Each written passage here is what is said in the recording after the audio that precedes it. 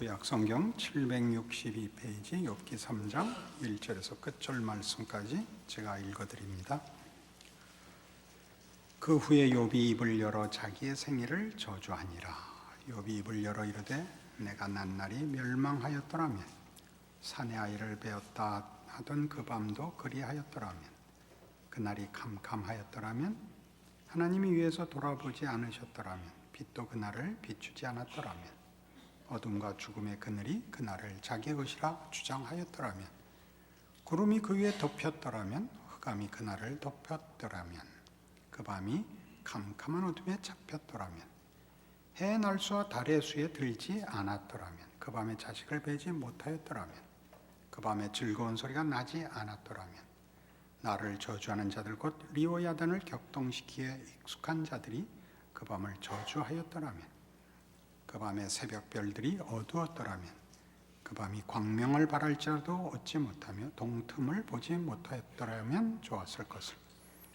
이는 내 못의 문을 닫지 아니하여 내 눈으로 환난을 보게 하였음이로구나. 어찌하여 내가 태에서 죽어 나오지 아니하였던가. 어찌하여 내 어머니가 해산할 때 내가 숨지니 아니하였던가. 어찌하여 무릎이 나를 받았던가. 어찌하여 내가 젖을 빨았던가. 그렇지 아니하였던들 이제는 내가 평안히 누워서 자고 쉬었을 것이니 자기를 위하여 폐허를 일으킨 세상 임금들과 모사들과 함께 있었을 것이요 혹시 금을 가지며 은으로 집을 채운 고관들과 함께 있었을 것이며 또는 낙태되어 땅에 묻힌 아이처럼 나는 존재하지 않았겠고 빛을 보지 못한 아이들 같았을 것이라.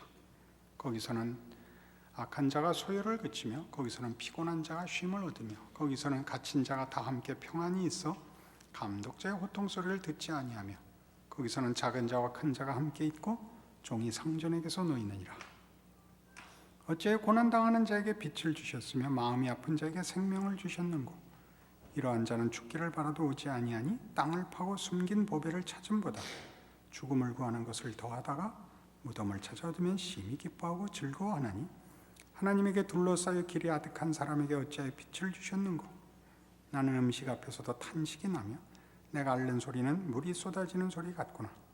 내가 두려워하는 그것이 내게 임하고 내가 무서워하는 그것이 내 몸에 미쳤구나. 나에게는 평온도 없고 안일도 없고 휴식도 없고 다만 불안만이 있구나. 드디어 이제 욥의 한탄이 나옵니다. 그 욥기를 읽기 싫은 이유 중에 하나죠. 속상한 거를 현실에서 실컷 경험하고 있는데 성경까지 읽어서 속상할 필요는 없으니까 욥기는 재미없습니다. 그러나 이건 대단히 재미있는 성경입니다. 이미 지난 2시간에 걸쳐서 우리는 욥기를 읽는 성경적 눈을 장착했습니다. 그렇죠? 하나님은 우리가 모든 창조물과 다르다. 다른 모든 창조물과 달리 우리는 하나님께서 특별하게 대접하시는 고급한 존재라 하는 것을 확인했습니다. 또한 하나님의 창조 사역은 우리가 생각하는 것보다 훨씬 크고 깊어서 지금도 여전히 일하고 계시며 그 창조 사역의 연장선상에 예수님의 오심이 있다는 사실을 확인했습니다. 하나님의 일하심은 우리가 생각하는 것보다 큽니다. 다시 말하자면 우리가 기대하는 행복, 우리가 기대하는 결과, 우리가 소망하는 어떤 목적보다도 하나님의 목적은 큽니다. 그 차이가 고통을 만들어낸다고 얘기할 수 있습니다. 우리는 이 욥이 나를 이제 저주하는 그의 비명, 그의 절규 속에 자신의 죽음을 원하고 날들을 저주하는 이 표현들이 창세기 1장에 나오는 창조 사역에서 두드러졌던 첫째 날, 둘째 날 했던 말을 상기시킨다는 걸 알아야 됩니다. 어떤 사람이 특히 불신자들에게도 사실은 같습니다만 신자가 막 자기의 존재와 현실에 대해서 막 자책하는 것은 하나님한테 차마 말 못하는 불만을 터뜨리는 것입니다. 내가 왜 태어났던 고 그날이 왜 달력에 있었더란 말이냐 이렇게 말하는 거는 하나님 어떡하란 말입니까? 이게 다른 표현이죠. 그러니까 불만이 터져나오고 있습니다. 이거는 굉장히 중요한 장인데 3장이 왜냐하면 1장에서 우리 1장 10절에 사탄이 이렇게 얘기했던 걸 기억하셔야 됩니다. 하나님이 사탄에게 욥을 봐라. 넌 왜 그 모양이냐? 그러자 주께서 그와 그의 집과 그의 모든 소유물을 울타리로 두르심 때문이 아니니까 이렇게 했었단 말이죠. 그래서 이제 어떻게 하기로 했죠? 그래 그 울타리를 깨보자. 그러면 어떻게 하나 보자. 이렇게 시작을 했죠. 그래서 사단이 하나님의 허락 속에 욥의 자식들과 재산을 전부 죽이고 다 뺏어갔습니다. 그래도 1장 끝에 보면 1장 20절에 욥이 일어나 겉옷을 찢고 머리털을 밀고 땅에 엎드려 예배하며 이르되 내가 못해서 알몸으로 나와 싸운즉 또한 알몸이 그리로 돌아가올지라. 주시니도 여호와시요 거두시니도 여호와시오니 여호와 이름이 찬송을 받으실지이니다 하고 이 모든 일에 욥이 범죄하지 아니하고 하나님을 향하여 원망하지 아니하니라 이렇게 되어 있습니다. 이 구절들 때문에 아마 욥기는 많이 오해되고 있을 겁니다. 욥이 어디까지 참나 하는 싸움으로 욥기를 보게 되죠. 2장에 오면 어떻게 됐죠? 하나님이 사탄에게 네가 나를 격동시켜 욥을 치게 했지만 욥이 신앙을 버리지 않고 여전히 충성된 건 너 봤지? 그러자 뭐라 그랬죠? 2장 4절에 사탄이 여호와께 대답하여 이르되 가죽으로 가죽을 바꾸오니 사람이 그의 모든 소유물로 자기의 생명을 바꾸올지라. 이제 주의 손을 펴서 그의 뼈와 살을 치소서. 그래서 울타리가 깨지는 정도로 그치는 것이 아니라 이제 몸체를 본체를 공격하는 일을 요구하고 허락을 받지요. 그래서 발바닥에서 정수리까지 온 몸에 병이 듭니다. 그렇죠? 그랬더니 그 부인이 이제 들고 일어났죠. 2장 9절에 그의 아내가 그에게 이르되 당신이 그래도 자기의 온전함을 굳게 지키느냐 하나님을 욕하고 죽으라. 그가 이르되 욥이에요. 그대의 말이 한 어리석은 여자의 말 같도다. 우리가 하나님께 복을 받았은즉 화도 받지 아니하겠느냐 하고 이 모든 일에 욥이 입술로 범죄하지 아니하니라. 해서 이제 여기 욥의 부인만 이제 악당이 되고 욥은 훌륭한 사람이 됐어요. 그렇게 해놓고 세 친구가 위로하러 오고 갑자기 3장부터 욥이 막 이제 화를 내기 시작했단 말이에요. 그래서 이 1장, 2장의 사건이 3장으로 연결되는 이 과정을 보면 그 울타리를 벗기자 욥이 울타리를 부둥켜 안고 있었다 그렇게 얘기하는 거예요. 내가 잘하면 하나님이 복 주신다라는 보응의 원리를 욥이 지키고 있어요.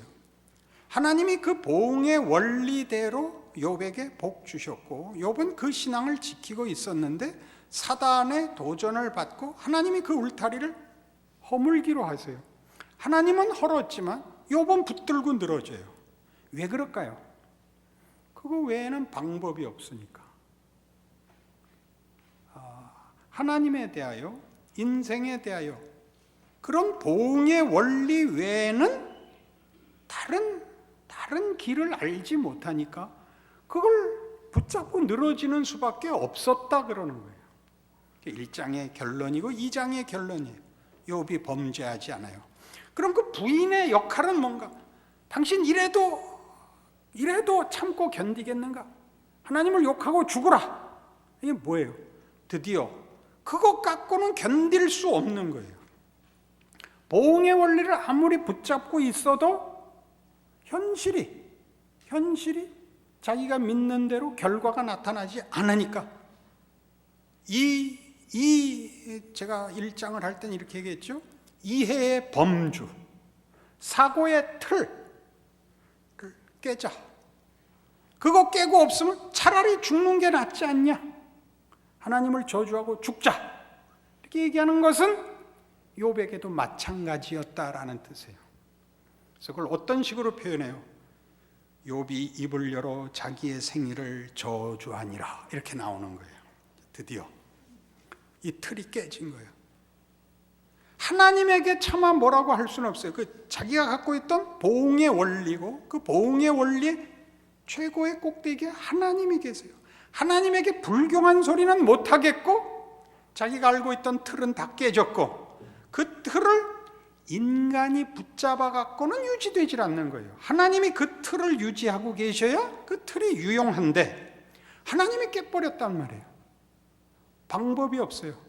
그러자 어디로 밖에는 신앙은 지켜야겠고, 자기가 하는 신앙의 원칙이 지켜지지는 않자 하나님을 원망할 수는 없으니까, 이게 욥의 유일하게 잘난 점이에요. 하나님을 욕을 할 수는 없으니까 내가 안 태어났으면 됐을걸, 난 왜 태어나갖고 하나님도 곤란하고 나도 곤란한 인생이 됐냐, 이제 이렇게 나오는 거예요.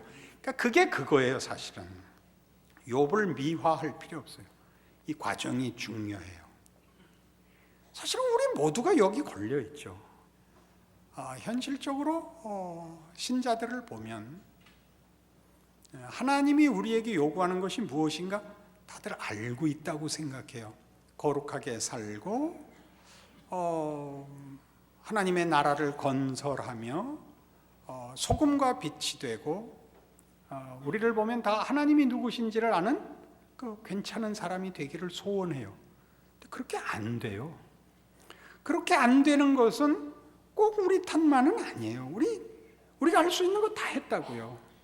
기도도 했고, 성경도 열심히 받고, 기도원에도 가고, 또 친구끼리 만났을 때 거룩한 얘기도 하고, 내가 못하지만 친구가 못하는 거는 죽여버리고, 나라를 위해서도 기도하고 다 했는데, 그렇게 하면 하나님이 하셔야 할 일들이 안 와요.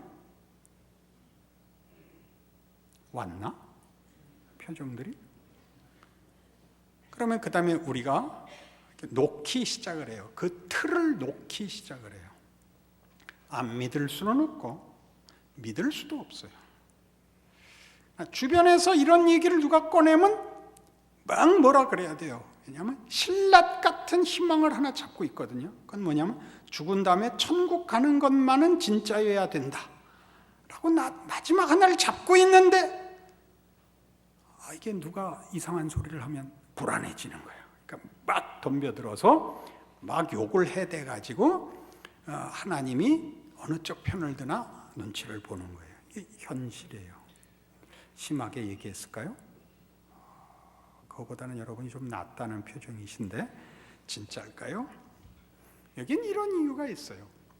히브리서 12장에 가면, 히브리서 12장 1절, 11장은 여러분 잘 아는 대로 믿음장이죠.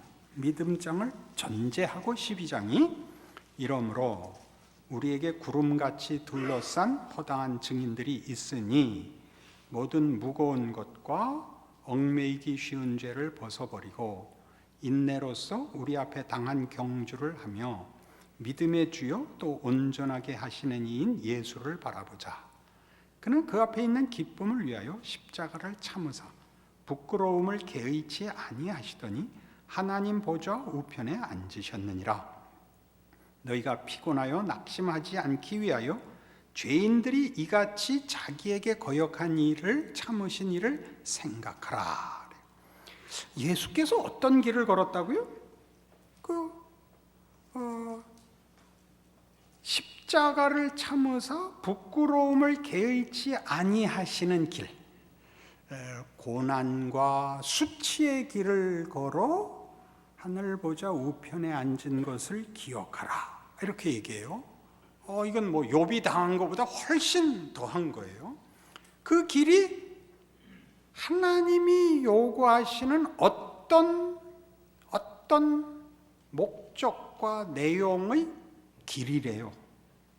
그래서 이제 그 길을 간 선조들이 이렇게 많고, 예수께서 그 길을 간 것을 기억하여 너희가 당하고 있는 어려움에 대하여 승리하는 자가 되라. 그래서 그 내용은 자세히 얘기하지 않으면서 우리가 욥기에서 보는 모든 고난들을 포함한 그보다 더 큰 내용들을 감수할 것을 요구하면서 4절, 너희가 죄와 싸우되 아직 피 흘리기까지는 대항하지 아니하고 또 아들들에게 권하는 것 같이 너희에게 권면하신 말씀도 잊었도다. 일러스되 내 아들아 주의 징계하심을 경히 여기지 말며 그에게 꾸지람을 받을 때 낙심하지 말라.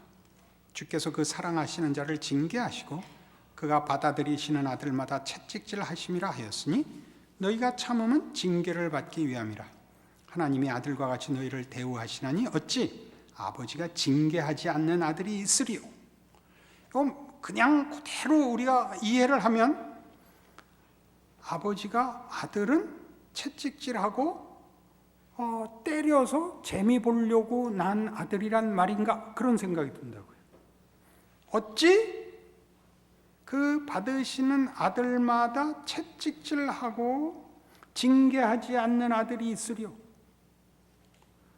자식은 꼭 징계를 받아야만 한다, 이렇게 얘기하고 있잖아요. 언젠가 제가 이거 히브리서 할 때 설명한 기억이 나요. 여기 징계라는 말은 자식 만들기라는 말이라 그랬죠. 그 원어의 뜻이 그래요. 자식 만들기. 그러니까 5절부터 다시 볼까요? 또 아들들에게 권하는 것 같이 너희에게 권면하신 말씀도 잊었도다. 일렀을 때 내 아들아 주의 자식 만들기를 경히 여기지 말며 그에게 꾸지람을 받을 때 낙심하지 말라. 주께서 그 사랑하시는 자를 자식으로 만들기 위하여 받아들이는 아들마다 채찍질 하느니라 하였으니, 그런 뜻이에요. 자식을 채찍질한다, 자식을 징계한다, 자식을 자식으로서 기르기 위하여 훈련한다라는 말이 무슨 뜻인지는 알죠? 무슨 뜻이죠? 자식은 애로 영원히 있을 수는 없단 말이에요. 애는 커야 돼요. 몸으로만 크지 않고 인격과 정신이 커야 됩니다. 그러기에 가장 필요한 게 뭐라고요? 고된 훈련이에요.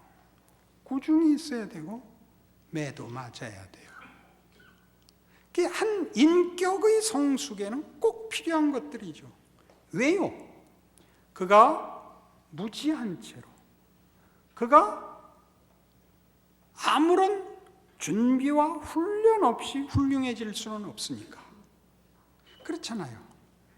우리가 우리에게 만들어야 되는 인격적, 정신적 성숙 속에 가장 필요한 것은 훈련이에요. 훈련이라는 것은 우리가 만들어야 되는 덕목을 가만히 있어도 가지는 밥만 먹으면 크는 몸과 같이 자라나지 않는 어떤 내용들을 우리가 어른들로부터 밖으로부터 교육받고 요구받고 훈련하여 자기 걸 만들어야 돼요. 그건 살면서 밖으로부터 얻고 배워야 하는 것들이죠. 말을 배우듯이. 그렇지 않습니까? 그래서 뒤에 이렇게 이어져요. 8절, 징계는 다 받는 것이거늘 너희에게 없으면 사생자요 친아들이 아니니라. 아버지가 없으면, 엄마가 없으면, 자식을 훈련시킬 사람이 없으면 아무것도 받지 않아요. 하나님이 우리를 자녀로 부르고 있고 하나님을 우리 보고 아버지라 부르라고 해요. 그냥 아버지가 그 자식을 기르기 위하여, 완성하기 위하여 징계하지 않는 법은 없다, 그렇게 얘기하는 거예요. 이게 욥기와 무슨 상관이냐? 사춘기라는 게 있죠. 사춘기란 뭐냐 하면 인생이 동화와 다르다를 아는 시기예요. 순진하면 모든 것이 해결되지 않는다는 걸 아는 것이 사춘기입니다. 한 인간이 책임을 져야 하며 분별을 가져야 된다는 걸 아는 것이 사춘기입니다. 다만 웃고 요구하고 해서 해결되는 것이 없다는 것을 배우는 게 사춘기죠. 그래서 사춘기에서 제일 오해되는 것은 사심 없는 마음과 열정이 전부라고 믿는 것과 그게 깨지는 그 시기죠. 순진함과 열심만 있으면 모든 것이 된다고 믿는 시기와 그것이 깨지는 시기, 사춘기라고 합니다. 모든 하나님의 자녀로 부름을 받는 신자들에게 있어서 사춘기는 어느 때일까요? 바로 이때입니다. 순진하고 정성을 부으면 모든 것이 된다고 생각했던 것과 그것이 깨지는 시기. 한 교회에서 자녀들을 내려다 볼 때 어른들이 가장 오해하는 게 무엇이냐 하면 중고등학생과 대학생 때 열심을 내서 교회에 오고 기도하고 하는 학생들을 최고로 치는 것, 그것이 서로 간에 못할 짓입니다. 신앙은 결코 그 연장선상에 있지 않습니다.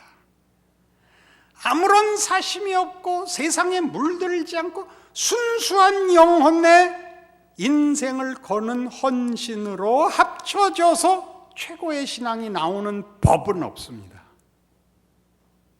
이 말 이해하시겠습니까? 왜 좋은 부모 밑에 자녀들이 교회 밖으로 나갔다 와야 되느냐?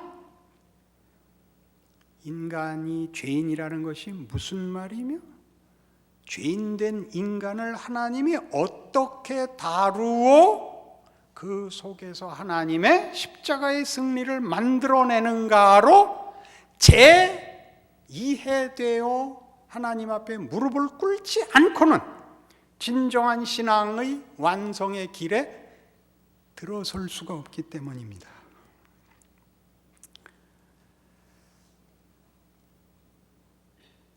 고등학생 때 부모님 말씀 잘 듣고 공부 잘하고 교회 빠지지 않고 나오고 친구들 전도하고 이쁘지요. 그리고 한심하지요. 그때는 그러면 안 됩니다. 그때는 이기적이고 속으로 많이 고민하면서 겉으로는 드러내지 않고 그러는 시기여야 당연한 것입니다. 속지들 마십시오. 철없는 사람들이 꼭 이 얘기를 합니다. 왜 우리 교회는 부모들의 자녀가 우리 교회에 나오질 않는가? 여러분들도 여러분 부모가 다니는 교회에 안 다녔습니다. 여러분 부모가 다니는 교회에 나갈 때에는 들키지를 않았죠. 사고치고 들키면 다른 세상으로 나갔다가 회개하고 다른 교회로 복귀하지요. 자기 사고친 거 본 교회로 갈 수는 없잖아요.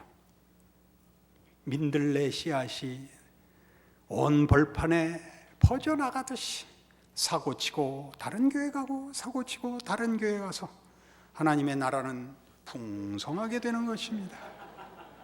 제발 정신들 좀 차리십시오. 욥기 지금 3장에서 욥이 그 시점에 온 겁니다. 하나님 어떡하라 말입니까? 내가 뭘 잘못했단 말입니까? 이 시점에 왔죠. 그의 순진함이 깨어지고 있습니다. 죄 안 짓고 하나님 두려워하고 공경하고 살았으면 다지 어쩌란 말입니까? 난 못 살겠습니다. 이 체계가 깨지면, 이 틀이 깨지면 살 수가 없죠. 아예 이 틀을 갖고 있지 않아서 세상에서 살듯이 생존 경쟁 속에 그 적자 생존 속에 들어가 있으면 죽든 살든 그 법칙 안에서 몸부림치고 이기든 지든 번뇌는 없을 거 아니에요. 그러나 믿음을 가지고 믿음의 법칙이 깨지자 당황하게 되는 거죠. 그 당황은 사실 본인이 만들어낸 것입니다. 하나님은 그렇게 하겠다고 얘기한 적이 없습니다.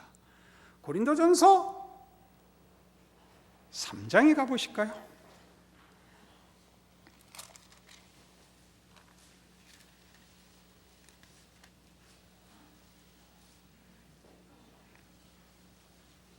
고린도전서 3장 18절입니다.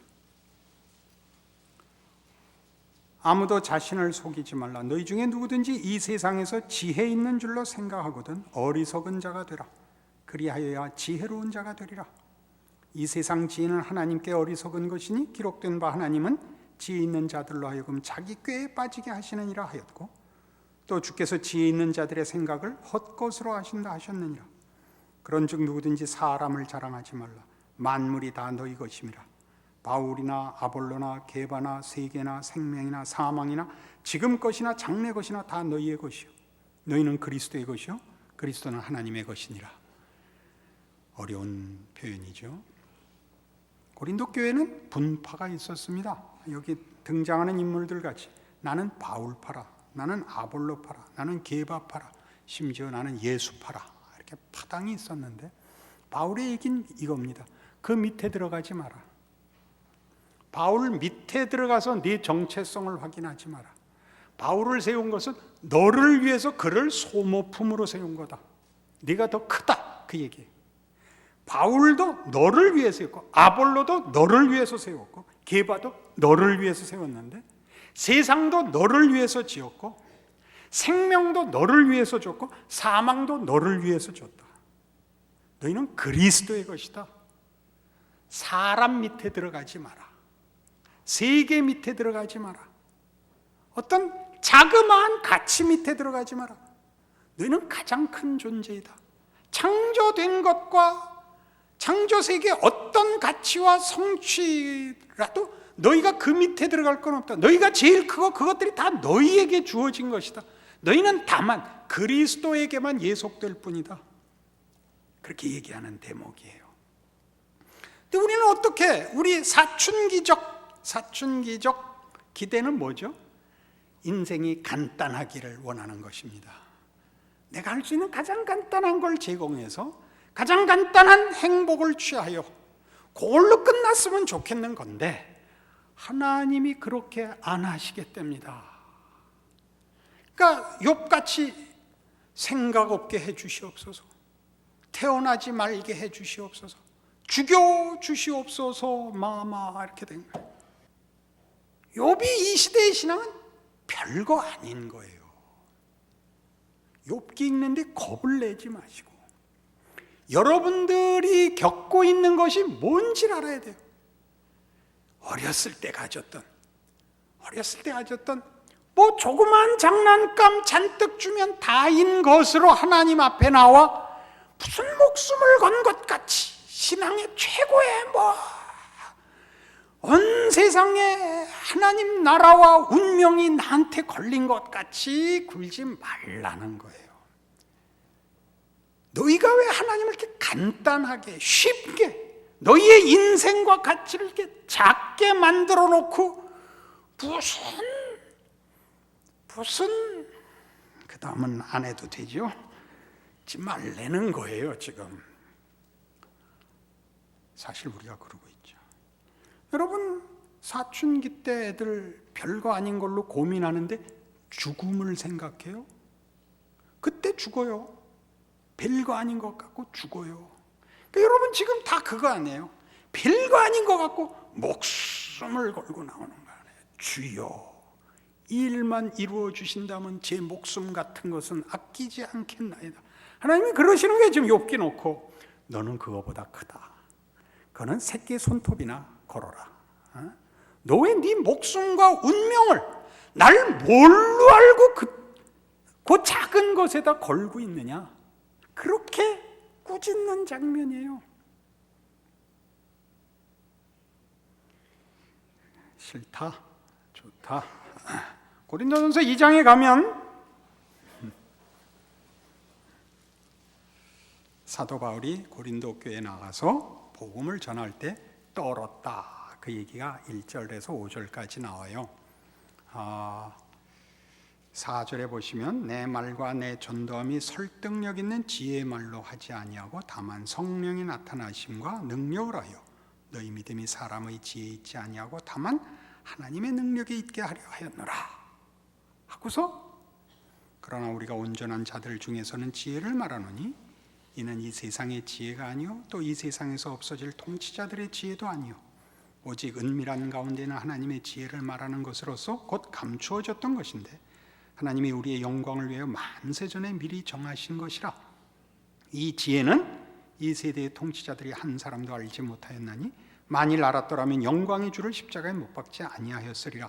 기록된 바 하나님이 자기를 사랑하는 자들을 위하여 예비하신 모든 것은 눈으로 보지 못하고 귀로 듣지 못하고 사람의 마음으로 생각하지도 못하였다 함과 같으니라. 구원이 뭐라고요? 아무도 상상치 못했던 거래요. 근데 모두 신앙을 논하면 자기가 다 알고 있는 것 같이 굴어요. 십자가의 비밀을, 하나님이 육신을 입고 우리를 찾아오셨다는 그 신비를 가장 값싼 것, 가장 간단한 데다 걸어놓고는 마치 하나님에게 자기가 없으면 안 될 것 같이 자기의 생각과 자기의 신앙 생애를 막 갖다 짜 맞춰요. 그래서 큰 소리도 치고 죽는 소리도 하고. 이제 조금 감이 잡히세요? 여러분들이 갖다 건 건 뭐예요? 저 다른 거 다 필요 없고 우리 자식들 그저 하나 잘 되면 저는 더 이상 소원이 없습니다. 그러니까 지금 욥기는 계속 거야. 너 하나님을 도대체 뭐로 알고 있는 거냐? 네 자식이 너한테 와서 그저 새끼 밥만 먹여주면요, 저 학교 안 보내주셔도 괜찮아요. 이렇게 얘기하면 그 기특한 자식인데 그렇게 생각할 부모는 하나도 없죠. 뭐라 그랬어요? 너 아무 걱정 말고 공부 잘해.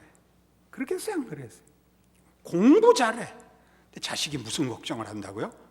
나를 기르기 위해서 우리 부모님이 얼마나 고생을 하는가. 내가 학교 다니지 않고 새끼 밥만 먹고 나가서 껌 팔아 가정 경제를 돕겠나이다. 그럼 어떻게 해요? 죽여버리죠. 누가 칭찬하겠어요? 누가? 우리가 그러고 있는 꼴이에요. 사도 바울이 얘기하는 이 하나님이 하시는 일에 대하여 아무도 이해하지도 상상하지도 그런 것이 있으리라고 꿈도 꾸지 못한 일들이었던 것이 예수와 복음에서 나타났다. 그래서 제가 어디 가서 복음을 전할 때는 늘 떤다. 이건 어떻게 그려낼 수도 어떻게 다 설명할 수도 없다. 이것은 그의 품에 안기기 전에는 설명이 불가능한 얘기다. 이렇게 하나님의 일하심을, 복음을 설명하고 있는 것입니다. 이런 것들은 성경에 얼마든지 있어요. 예를 들면 요즘 자주 쓰는 로마서 4장에 아브라함에 관한 증언도 그거죠. 아브라함의 어떤 증언? 아브라함이 믿음의 조상이라는 게 무슨 뜻이냐? 로마서 4장 17절 기록된 바 내가 너를 많은 민족의 조상으로 세웠다 하심과 같음이니 그가 믿은 바 하나님은 죽은 자를 살리시며 없는 것을 있는 것으로 부르시는 이시니라. 얼마나 무시무시해요. 하나님은 어떤 분이라고요? 죽은 자를 살리시며 없는 것을 있는 것으로 부르시는 창조의 하나님입니다. 욥기에서 이미 시작하면서 확인했던 것입니다. 하나님은 창조의 하나님입니다.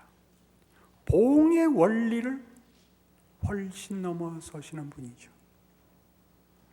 우리가 잘하면 복 주고 우리가 못하면 벌 주는 정도가 아니라 우리라는 존재 자체가 하나님이 지으신 천지 만물이 우리가 누리고 혹은 소원하는 모든 가치들이 이유 없이 하나님의 창조와 하나님의 성실과 하나님의 은혜와 하나님의 지혜와 하나님의 기쁘심으로 허락된 것이란 말이에요.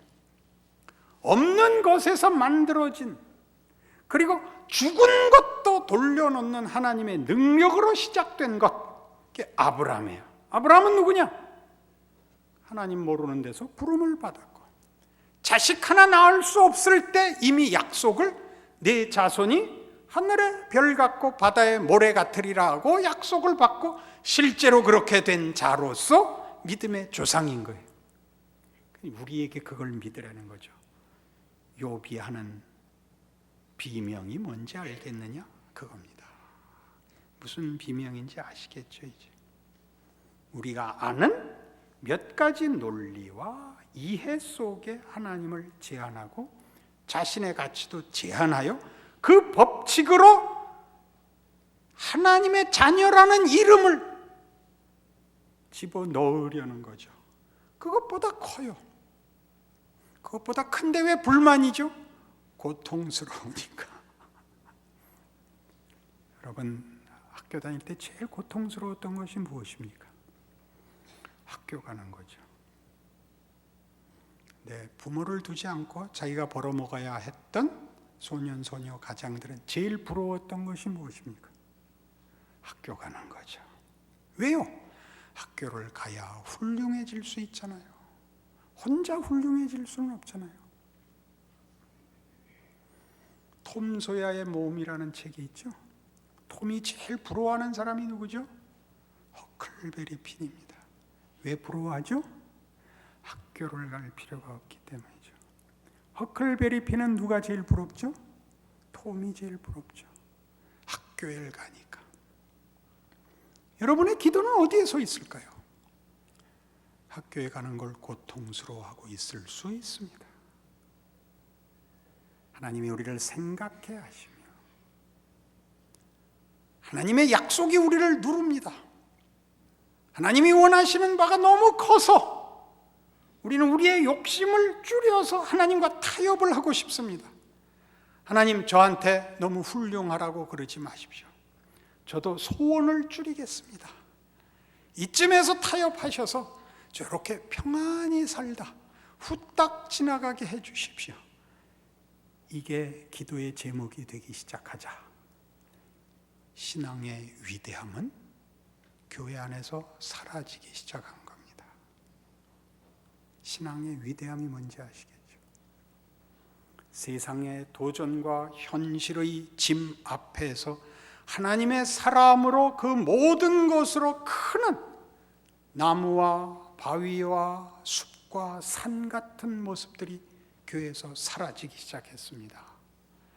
작은 액세서리 하나 들고 자랑하는, 비교하는 것으로 이게 무슨 수압 밑같이 됐어요. 잔물건 파는 무슨 경매장 같이 되고, 하나님의 은혜와 부르심의 위대함으로 깊고 넓고 크게 우람해지는 장엄한 신앙의 영광들은 사라지고 말았습니다. 간절함은 있는데 비는 내용이 너무 얇습니다. 너무 작습니다. 크게 기도하라 그러면 허황된 걸 합니다. 아람 민족을 내게 주시옵소서, 이따위로 대신합니다. 그런 게 장엄한 것이 아닙니다. 하나님의 자녀라는 이름의 실존을 만드십시오. 예수 믿는 한 인격과 영혼의 위대함과 깊이를 만들어내십시오. 그것이 신앙입니다. 욥은 그리로 갈 것입니다. 그래서 시작에 뭐에 탁 걸려 넘어졌다고요? 사춘기적 신앙, 순수하고 단순하고 확실하고 가난한 신앙에 탁 걸려 넘어진 것입니다. 하나님이 여기서 어떻게 욥을 채우시는가?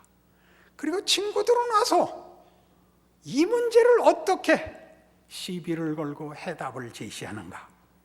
우리가 낱낱이 살펴서 이 고비를 넘겨야 됩니다. 이 산을 넘어야 됩니다. 그래야 하나님의 자녀의 깊고 높고 넓은 자리로 나아가야 됩니다. 욥기가 끝날 때까지는 서로 격려하여 죽지 맙시다. 기도하시겠습니다. 하나님 아버지 은혜를 감사합니다. 하나님의 자녀가 얼마나 복되고 영광된 것인가 잠시 생각했습니다. 하나님이 하시는 일은 아무도 상상치 못한 일입니다. 그 아들을 주신 구원입니다. 그 아들로 말미암아 허락한 아버지요 자식입니다. 이 영광을 놓치지 말게 하옵소서. 우리의 삶의 곤고함과 막막함과 불확실함과 우리의 연약함을 인하여 포기하지 말게 하옵소서. 신자된 영광과 교회의 영광을 우리 하나님 이제 드러내서 이 열심 있고 진심 있는 한국교회에 하나님이 그 아들을 통하여 주신 신앙의 위대한 복들을 허락하옵소서. 깨닫게 하옵소서. 자랑하게 하옵소서. 예수님 이름으로 기도합니다.